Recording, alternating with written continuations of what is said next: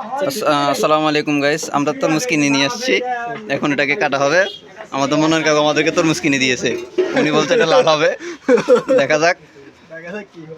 আমাদের কাকা আমাদেরকে তরমুজ কিনে দিয়েছে, বলছে এটা পুরোপুরি লাল হবে। হাই গাইস,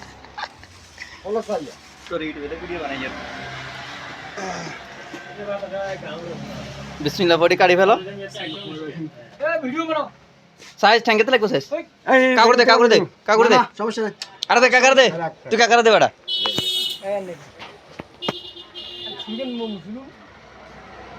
তুই কাকারে দে।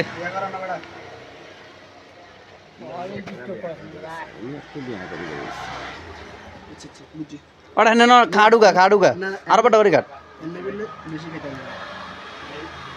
দেখতেছেন আমাদের কাকা বলছে যে তরমুজটা লাল হবে, দেখা যাক কি হয়। ওটা এনে কাটে না, ওটা সোজা কাটে না, তার ইচ্ছা না কাটে কেন কাকা? তার ইচ্ছা কাটে দে তুল। এই দিচ্ছে একেবারে লাল। কি সাদা বাড়া টক টক লাল।